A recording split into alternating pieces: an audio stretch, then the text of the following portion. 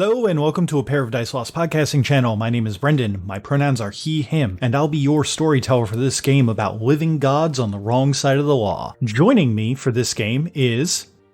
Hey there, guys. My name is Tyler. Pronouns are he, him. I'm going to be playing Ricky, the fire-aspected street exorcist.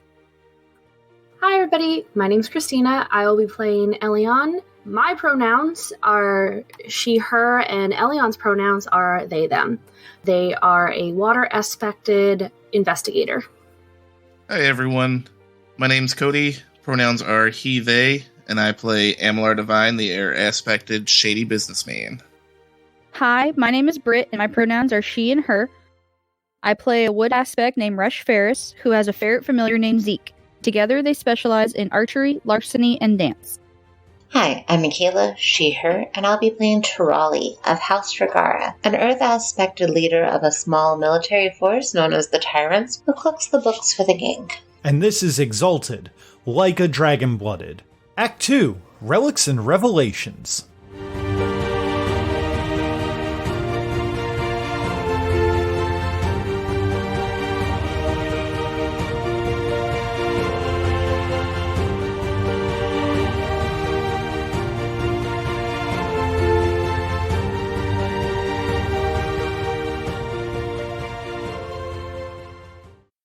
When last we left off with our intrepid crew, everybody had come back together at just about the same time. This does include Tirali and her tyrants to come in to see a very interesting scene. There is, inside of this room that you have been placed in, is a large pool, essentially, that looks like it had or this room has like large windows on the side of it, and you guys just came through some brass double doors. In the center of the room there's a deep pool, and the edges have chips of ceramic that are basically like they have flecks of like different colored jade on it. Two main things that you notice upon coming into this room is that dead center in this pool is a large green jade power bow that has a bowstring that appears to be spun directly out of moonlight. For moonlight, I mean. And the other thing that you notice is that the windows out here are not bringing in the usual golden sunlight of the unconquered sun shining down upon you with his grace and radiance. Instead, it is a green radioactive kind of off-putting color coming in that is distinctly something that Ricky, a trained immaculate monk, would immediately recognize as the shine of Liger, the green son of Malpheus. So, welcome to hell. As soon as that you guys step in here, you can feel the oppressive heat from outside that is kind of being staved off inside of the building as winds howl outside of the building. And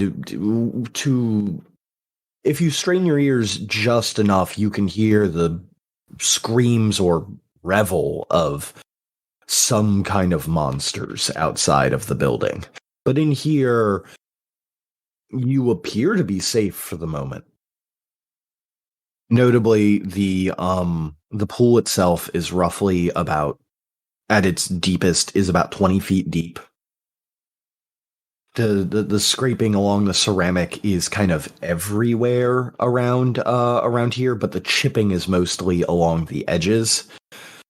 And you are, to the best of your knowledge, outside of the five of you and Tirali's tyrants, you all are alone, to the best of your knowledge.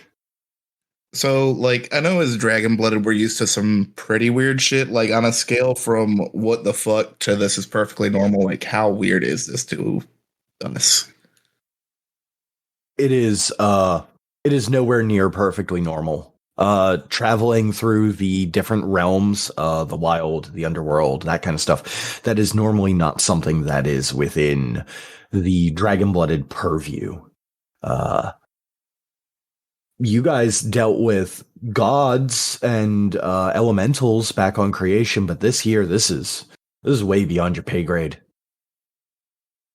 Ferris is just gonna be staring at the bow, like, in awe, but not, like, the kind of staring in awe where she walks towards the water to jump in. There is, I should mention, there is no water. It is an empty pool. Oh. Spooky. Are you familiar with the phrase, Scrooge McDuck style money pit? Yes. Yeah, that's what you have here. Gotcha. So this is the vault. Huh. This is the vault. But there's nothing in it, you said, right? It's just empty. Outside of the power bow in the center, yes. And you said in some areas it's as deep as 20 feet, which means we could still see the bottom. Yes. Does it kind of go down like a beach would, where it just kind of keeps going and then it goes back up to the bow? Or is the bow kind of like on a pedestal in the center, and it's the deepest the closer to the bow you are?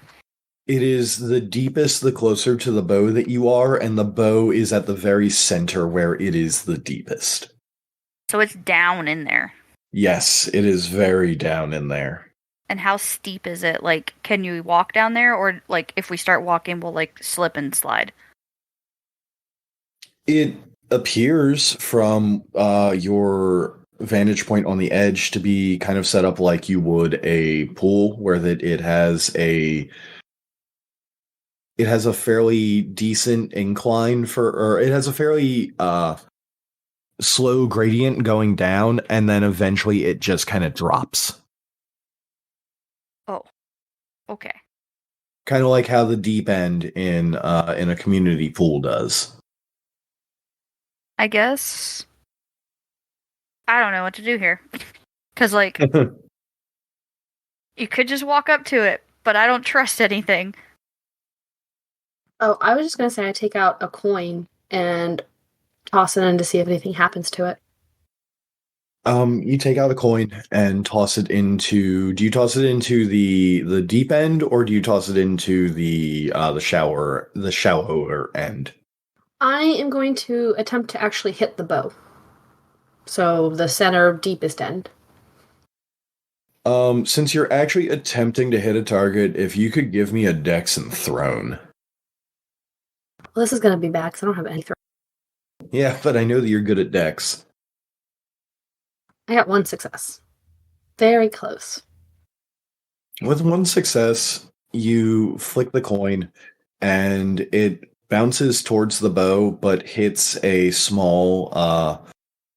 It goes a little wide, and kind of rolls along the edges for a little bit, kind of in this quiet-ish room, giving a kind of performance of the coin just kind of like rolling and echoing along the cavernous chamber of the pool.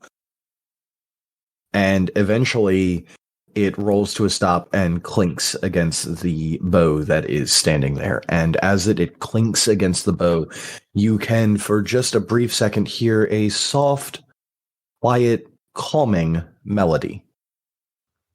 Did you all hear that too? Yeah. Do you think this is the thing we came down here for? Because certainly looks like it's the only thing here. My assumption would be that this is what he sent us down here to get. And it looks very much your style, in a la that it's a bow. Ferris is gonna start, like, slowly walking into the empty pool towards, like, the drop-off, but not, like, obviously stepping off the drop-off, because that's dangerous. Okay. You walk into the empty pool. Your feet make a reverberation sound inside of the large empty room as the acoustics kind of weigh on you. And you make it up to the edge, and nothing happens. You're in a pool with green light shining down into the windows from here, and the sound of a revel of wind and screams going on outside. But in here, everything's fairly calm. How far from where it drops off to the center would you say it is, or at least to the bottom? Like, does it drop off after about 10 feet, or? It drops off after about 10 feet. It's a hard, it would be a hard drop for a mortal to make, but as an exalt, you wouldn't take any kind of damage even jumping in from the very, the deep end down here. Yeah, I was gonna say, can I, kind of lay down onto it, kind of flip myself over, and then, slide down and then let go to drop down? Yeah, absolutely. And then I'm gonna go walk over to the bow. Okay. You go down, you slide down, and eventually pick yourself back up. Moving over to the bow, you can see that it is the actual jade of the power bow is much more intricate than you could see from so many feet away. It is carved in a technique that you have, let's just say, never seen before in all of your years. This is something from an age that is like myth. And atop the bow is a small circular nub is the best way that I could put it, that appears to house something inside of it, but you can't really get a look to see. Before I touch this, does any one of you want to come down and be my second set of eyes while looking for traps? I'm gonna be real honest, Ferris. I don't know shit about anything going on here. Yep, don't worry, Ferris. My eyes are real good. I got you covered from over here. Promise. Elian just kind of rolls their eyes. Sure, I'll come down there with you. And they go to the edge of the pool and just kind of slide down it using their hand on the wall to balance themselves as they slide down, and head over to where Ferris is and look around to see if the bow is looks like it's attached to the ground any sort of weird way, if there's any plates that look like they're in the ground, any trip wires, anything that looks off. So going to look for anything that looks off or something that could potentially hurt one of us if, I were to touch it. Okay. So in that case, for Elian looking for tripwires and stuff like that, are you taking this slowly and methodically, or are you doing this as quick as possible to get over to Ferris? As in, am I approaching Ferris quickly, or am I looking for traps quickly? Are you looking for traps quickly? No, I'm going to take my time as I'm going over to look to see if there's anything along the way. And as I get close to the bow, I'm going to look even more so. Okay. I wanted to know because that's basically the determination between a perception and awareness or perception and investigation roll. I mean, both would be kind of the same, almost. Right, but it would be different depending on the charms that you can use. That's true. I do have a lot of awareness charms, though. But the since I'm assuming it's visual, I do get an extra 2 dice because. Yes. Because of cat eyes, yes. Yes. So for the description, I'll give you an extra 2 dice. Go ahead and roll me your perception and investigation. I'm not. being slow and methodical. I'm just looking for anything that might cause issues. Okay. In that case, Ferris, if you could give me perception and awareness. I'm also going to burn 2. Hold on. I have a question. Is this considered a crime scene? For the sake of investigation. Yes, but what crime do you think was committed here? I mean, I assume there should probably be money in this pool or something, but I just happen to have investigation crime scenes as a specialization, so... Yes, I will let you know that crime scene investigation specialty does apply to this. In the case that you are looking specifically for clues about mass theft, I guess would be the best way to put it. Burglary. Cool.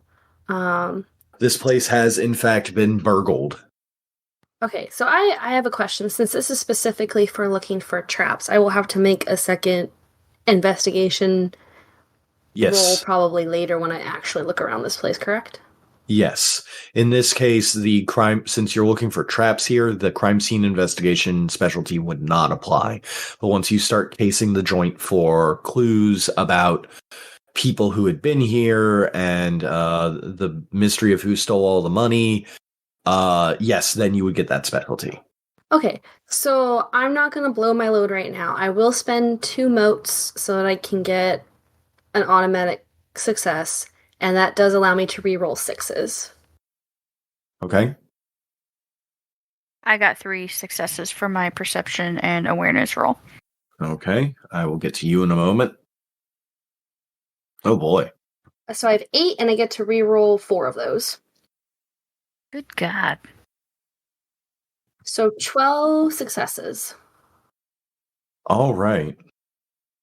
So, with 3 successes from Ferris, doing a quick look around of perception and awareness, for a moment you are fairly certain that there are no traps or anything in here. Everything's ripe for the taking, or if there were traps, they've already been triggered. Elian, you on the other hand see something completely different. This place was, at one point, very heavily booby-trapped. You notice that many of the tiles that you move along are not worn with age. They were, in fact, pressure plates that have since been triggered.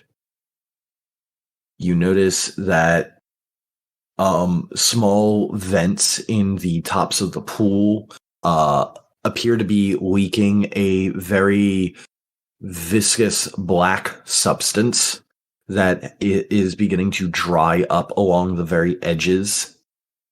And you can see one final thing is that the spot where that the bow is lodged into is also a pressure plate. It is being held down, and if that bow is moved, something will happen.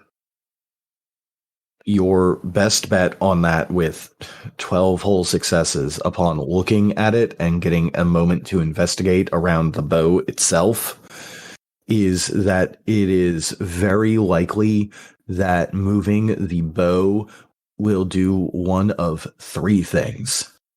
It will either sound an alarm, open the windows, or it will cause an irreversible explosion.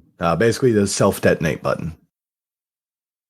But not being a crafter or a trapsmith, it's a little hard to tell which is which. So Elian's going to kind of take that all in, looking around, and they're going to, as they notice these things, point them out and be like, pressure plates, moving the finger around to where each one is. And they're going to move their finger around the edge and point out where the black viscous fluid was coming from. That should be fine now that it's drying up. And then going to point at the bow. So we need to be very careful about that. That's also on a pressure plate. I'm not sure. I'm not great with traps, but it may sound an alarm or open the windows to all of that, or cause an explosion, an irreversible explosion. So if we're going to take that off, that might need to be the last thing that we do, so that we don't kill ourselves, essentially. Right before Elion had told all of this to Ferris, she kind of like looked like she was getting ready to touch it, but stopped just short, waiting for like she's holding her hand there, waiting and staring at Elion to let her know if it was okay. And then once Elion says that, she just kind of slinks her arm back over to her side. Got it. So don't touch it yet. The nice thing is everything else has been triggered, it looks like. But that, however, the bow obviously hasn't been since it's not moved. So my big question is, if this was essentially a pit that we had all of our money and valuables in, why wasn't that taken? Maybe it was more trouble than it was worth. And pressure plates and mysterious fluids make everything else easier? You got me. I honestly don't know. Ferris is gonna gently like put a finger on the bow just to touch it. She's not gonna try to move it. She's not gonna try to pick it up. She's just gonna touch it. Upon touching it, as it is a weapon that you are unattuned to, the very weight of it is, well, to be frank, catastrophic, not catastrophically, that's the wrong word, is incredibly heavy. This bow and everything about it must weigh easily 3,000 pounds. She's gonna turn to Elian. Maybe they couldn't move it because it seems and feels pretty heavy. That's quite possible. The question is, how are we going to be able to remove it? If that is what we came here for, which would be my best guess as it is. Well, first I would like to not have the traps go off if we were to somehow be able to move this thing. As they're talking about this, specifically Ricky, if that he's listening, would know as someone who also uses an artifact weapon that artifact weapons are incredibly heavy, unless, of course, that you're attuned to them, and then they become light as air. Yeah, hey, maybe the person who broke in here couldn't attune to that. Maybe that's why. The artifacts are heavy as shit unless you, get all personal with them and everything. Maybe, I don't know. If it's for you, then maybe you can, they couldn't. She's gonna look up to Ricky. And how exactly does one attune to a weapon? Or something like this? And she's gonna also like gesture to his stick. Well, and mine kind of attuned to me. It's hard to kind of say. Try your best. I don't know. Try your best. I don't know. You know, honestly, this is probably some of the best advice that a monk has ever given anyone. Ferris is going to, instead of just touching it with her finger, she's going to go down to like where you would normally hold a bow and like grip it. But again, not very careful not to trying to like move it or pull it or anything, just because I don't want to set off the pressure plates quite yet. Okay. When that you go to touch the green jade of the bow, you feel a sudden gust of a sudden scent of the deep force of the east, with exotic plants suffusing your sense. You feel the cold night breeze through the air around you, and a sudden sense of calm, and as if that this is something that resonates with you. Mechanically, to let you know, Varys, how that attunement works, you attune by committing 5 motes from either your personal or your peripheral pool. And then the weapon is yours. It's literally that simple, but the idea is that those motes that you attune do not regenerate. So it is, in fact, taking away from your total essence pool.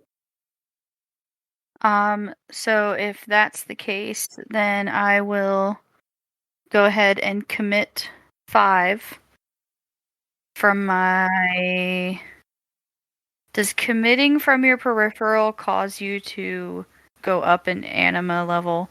Yes, it would. Well, that's what's happening. Because, yeah, I don't want to take it for my personal, because I only got 14 to use from there, and I need that for other things. So I guess I will commit 5 from my peripheral. I will go up to glowing. And yeah. Okay. You commit the motes, and you can feel the rush of power through you as you attune to the power bow secret chord. I was gonna say I'm still making sure to not pick it up or move it too much as best as I can. You now have access to all that stuff that I sent you the other night regarding this bow, including the 2 evocations at start. You do not have to move it yet, but when you do eventually move it, it is light as your own short bow that you normally use. When all that happens, Farrah's just gonna do a small smile, and then she's gonna look down at where the bow's kind of sitting and be like, now what? Because she's gonna look down where the pressure plates are and then look over to Elian.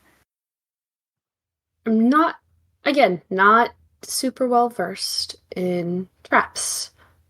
Aren't you the thief or something? Ferris, isn't this your thing? I don't deal with pressure plates typically, Ricky. I deal with locks and pickpocketing. What is a pressure plate but a lock to unlock a trap? So you just reverse pick it. He's technically correct. Larceny this shit. I guess I'm gonna try to figure out how to reverse pick / disarm the trap. Are you going to try and figure it out first, or are you going to just dive right into it with your thieves' tools and your larceny charms? I kind of want to, look over it, kind of at the, edges of the plate, where the bow's sitting, see if there's any way to, look underneath in some way, or see where it's, might be, linked to first. Do, a first glance to look over what I'm about to do before I dive in and try to deal with it. Okay. Give me a perception and awareness roll. I'll give you an extra 2 dice for describing how that you are looking into this. 3 successes, but I also rolled 3 ones. Ooh. Okay. So, you have an idea. The plate underneath that is tough, but through the plate, the device itself is fairly fragile. Upon attuning to the bow, you know that this is not the bow's full capability. And if you were to, let's say, release that full capability where it stands now, the bow might completely decimate that device. So while Ferris is sitting and pondering, how to deal with this trap. Elian's going to look at her and be like, before you try to move it, can I take a look around here? I hate for something to happen and, well, they gestured to kind of the whole place. I don't get a chance to figure out what happened here, or at least try. Yeah, I will wait. I'll stand here and wait for you as she's just like looks between Elian and then the bow and then the pressure plate and then back to Elian. Elian, if you look back to Ferris, you notice that she is fidgeting a little bit with this idea, as one of her fingers on the bow is moving ever so slightly towards what looks like a small switch. Okay. It should only take me a few moments. Practically a minute. Well, once I'm out of here anyways. Celia's gonna avoid keeping an eye out for any more pressure points or anything weird. Get out of this pool. They're gonna go up and kind of stand in as central location as they can get up top to look around. So, I'm about to throw my whole investigation deck out to try to figure out what happened here. Okay, I expected as much. They are going to pull the sleeve of their shirt up, and there is what looks to be kind of like almost a bracer on their forearm with multiple pockets on it, and it has a symbol on it that looks like, well, it's a patch that has a magnifying glass that's wreathed in flames. They pull some things open and start pulling devices out. Magnifying glasses, little, can't think what it's called, tweezers, bags and jars. Some have powders and various solutions in them. And they are going to go around and dust different areas with different powders, pull magnifying glasses out looking for fingerprints. They're going to look under things, over things, around different things. And there's even a pair of what would essentially be the little glasses that you can put on and tap down so it zooms in on things. And they're going to go around every inch of this joint. Excuse me, just kind of move around Divine and Ricky. They're going to look inside the pool, kind of over the edges as well. And I don't remember if there's anything else in here besides the pool, but they will look underneath the things as well, just basically giving the place a full rundown. And even pausing for a moment, putting a finger up, asking them to be quiet so that they can listen to see if there's any weird sounds or scents, closing their eyes to kind of focus on anything that might stand out. I'm gonna, for that huge description there, I'm going to give you a 2-dot stunt, so that is 2 extra dice, an automatic success, and you can regen a willpower if you're missing some. Well, that works great, because I'm about to burn at least 1 willpower to do, I think it's clear water prana. Okay, so I should have added this up beforehand, but I didn't, so here we are. On how much I'm going to blow. So give me 1 moment. You're fine. While I give you a moment, I'm going to swing the camera over to the other 3 who have been a little quiet for the moment. What's going through y'all's heads? Are you guys looking for anything? Are you guys curious about what's going on outside or anything else around the room? Ricky is going to be mostly just taking his time and taking in this thing he's probably only heard about in his training and making sure that things like coming out of the woodworks to get the drop on them or anything, or just kind of keeping the head on a swivel to keep an eye out. At any point, do you look through the windows? Yeah, probably. Yeah, I was gonna say that's where Divine's focus is the morbid curiosity outside the windows. The morbid curiosity outside the windows, looking from this one safe haven in the demon city of Malpheus out onto the streets of the living city of the god turned inside out and onto himself. There is a revelry going on as Blood Apes, Neoma, Agata, multiple other demons that are not known to you or not known to anyone continue to party, fight, and fuck in the streets. It is alien debauchery as things are wont to do here. There is joy but pain. There is music, but the notes are discordant and somehow wrong. And every now and again, you see one of the denizens of hell out there pull a mortal from somewhere and begin to force them to join the revel. Tirali, for the record, just to let you know, no, Malpheus did not. Malpheus, the king of the Yozi, did not do that to himself. That's what the Exalted did to him when he lost the war and refused to surrender. So, we're just gonna not talk about what's going on out there, right, Ricky? Yeah, that's a way to do it. I'm not against that. That sounds fine. You know. I mean, yeah, this is it. Divine is gonna try to hold in his vomit as he makes the face and then turns away. I have a question that is relevant. Sure thing. I have an answer that might be relevant. I need to know if this counts as examining a piece of evidence. Let's go with yes. This whole place is evidence. Okay. And there's no limit on how many motes I can spend per round? No, just as much as you want to spend. Okay. The only limit is if the action is simple, you can't use that with other simple actions. But I think that most of your stuff is supplemental, if I recall. I only have 2 simple investigation charms. I'm sorry, 3 simple investigation charms. So. And question for you: Are you using Clearwater Prana?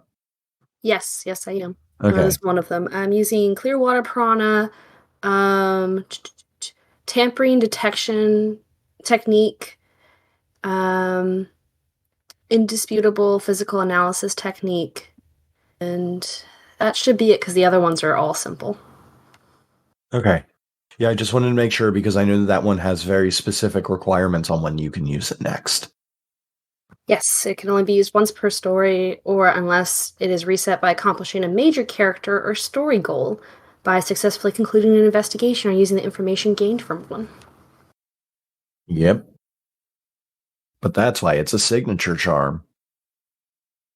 Yep. So I'm throwing 6 motes into the... Oh gosh, I did not want to go up to dodge. Into the excellency for investigation. So that's going to give me 3 auto successes and allow me to reroll 6s. Tampering detection technique is going to allow me to reveal whether any attempt was made to conceal evidence. It doesn't tell me who's responsible, but that's fine. Also, since I am over investigation 4 and I have essence 3, I can detect tampering that's occurred in the last, 8 days, if there's been any. And then Clearwater Prana is just a lot to read, so. So I assume it's probably a perception and investigation check. In this case, I believe that it is actually No, it would be perception and investigation. No, wait, what is because you're doing a case scene, right? Yes. That is a specific role, if I recall. I think I might have it written down. I have read intentions. Give me one sec. Crime and investigation. It is perception and investigation. Well, there we go. Okay. And yes, you can get the extra 2 dice for your cat eyes. Cool. Okay, so if I'm doing this correctly, I have 14 dice, 4 auto successes, I reroll 6s, and I think I reroll one other thing. I double 7s. Okay. Doubling 7s means you also double 8s and 9s. Just to let you know. I might have to do that separately because it only lets me hit double 7s. So 16 successes. Holy shit. Okay. What do my investigative eyes see? And I did send you all of my charms for investigation, so if you need to look through each one to especially clear water piranha, you can. Mm-hmm. Also, that only cost me 12 motes. Ooh. This lets you negate magical concealment. That's really good. Yep. So, going through, you find a multitude of clues that are in here. Immediately, you can discard a few immediately as red herrings that would have put a lesser investigator off the course. Hairs and scuff marks that are too old to be important to the case. After all, it's only been a few days since this place was robbed. I believe it was robbed on the 3rd day of calibration. So 1, 2, 3, 5. Calibration's done at 3. You guys had 1 day out there, and then you guys technically spent 5 days getting here, but time is wibbly wobbly because of the effects of the wild. So I would say that it is closer to another single day has passed on creation. Therefore, only a single day has passed here for the purposes of the casing of the scene. There are a few things that stick out to you as weird. The first is that what that you notice regarding the crime scene is that it appears as if every trap here that used pressure plates that had basically jade or other kinds of coin and stuff lying on top of it was triggered simultaneously. Meaning that by your investigative mind, that whoever moved this either moved it all at once or all at once through something like sorcery or through something like insane feats of strength. You notice a few stray hairs that have that catch your eye, specifically around the entrance of the area. They are dark black. They're dark black hairs that are long enough that you would assume that it's from the head of hair. That it's from someone's head. You do notice that at some point there are new scuff marks that come in here afterwards and place the bow down. The bow was not here originally in the pool. It was placed after the crime scene after the crime was done. Fingerprint wise, as you dust through this whole place, you can see large, meaty hands that have stained with oil along the sides of things. And finally, one of the other things that you notice is off on the side of the door, there is a small control panel that has been magically hidden through sorceress means. Upon noticing it, you can't help but notice it and look at it, and you see that there is a control panel in here for every single one of the traps, including the one that Ferris currently has, is about to set off if you don't stop her. Okay, is there anything else?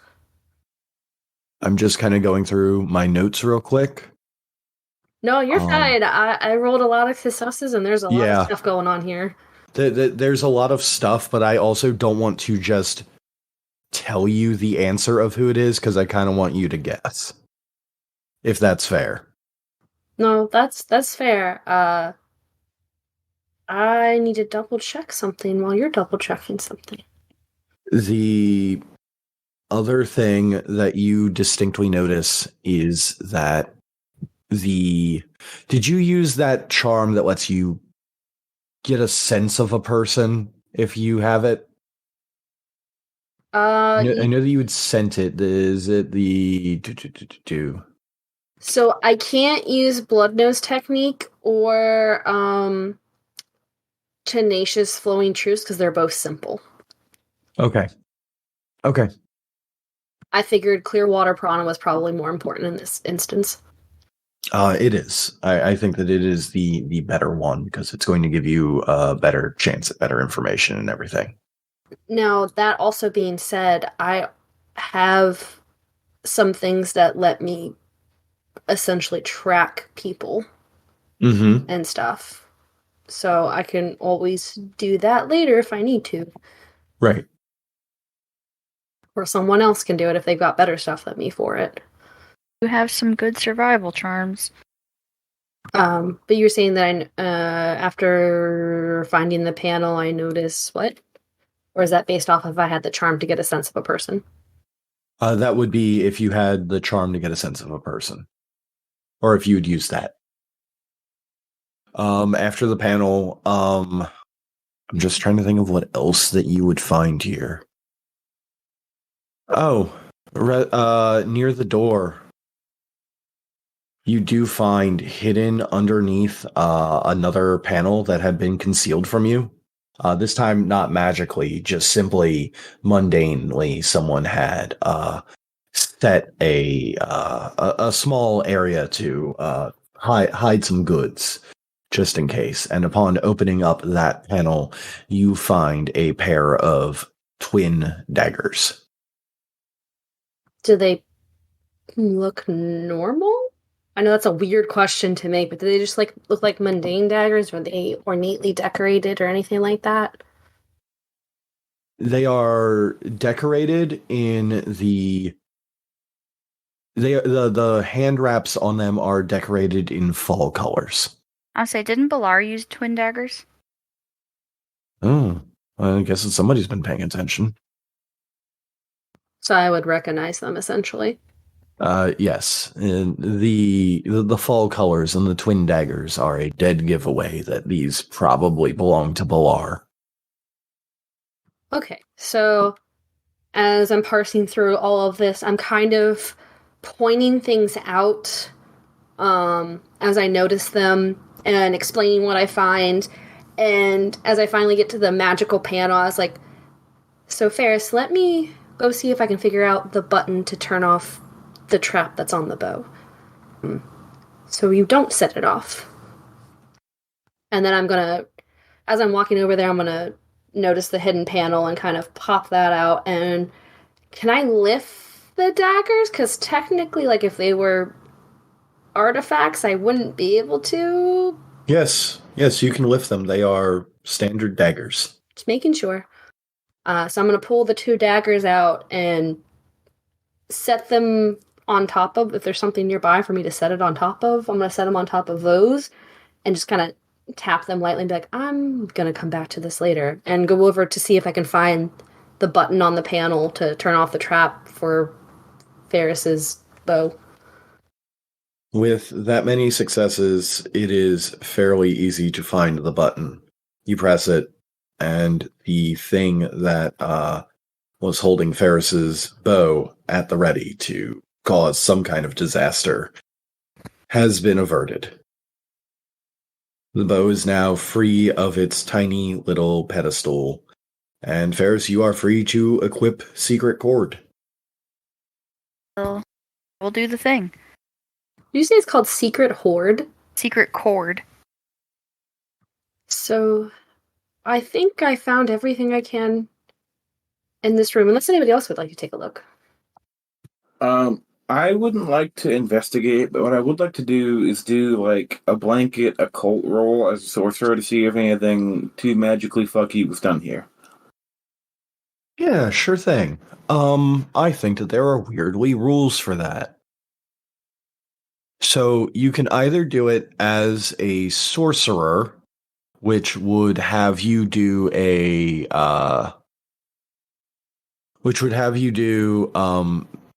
basically a counter magic roll or a distortion roll, which means you get 5 rolls using your intelligence and occult to try to counter what is the spell that you see is going on.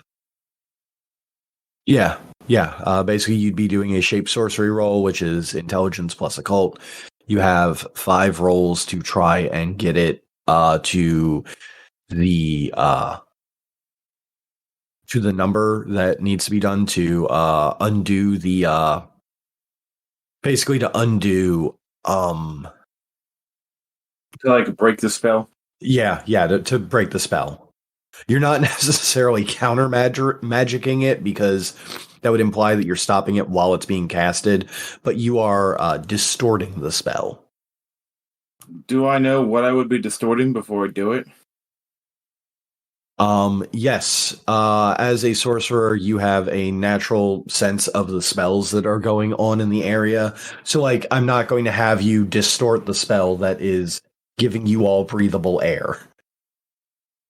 The spell that you would want to distort to help with this investigation in some way is going to be one that is basically hiding more information. It's basically like a cloaking spell. Yeah, I'll do that then. Okay, yeah, so then go ahead and make me intelligence and occult rolls. Your goal is to get to 20 successes within 5 rolls. Okay. No medicine rolls. Please no. And then if you want to like describe it in any way, you can stunt it, or pump them. I'll let it count towards everything. I do have a specialty in exorcism, which I guess this technically isn't, but I am sort of banishing something in a way. You know what? I'll give you the specialty in exorcism for this because you are technically banishing the wards. Okay.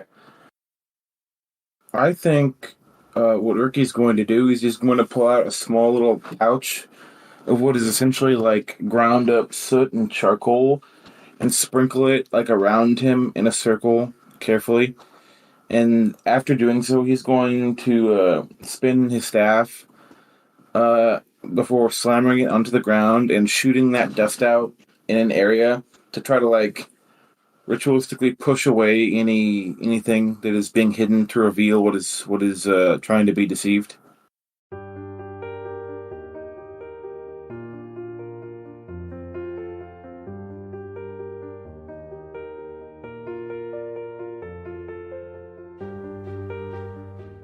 Thank you for taking the time to enjoy our show.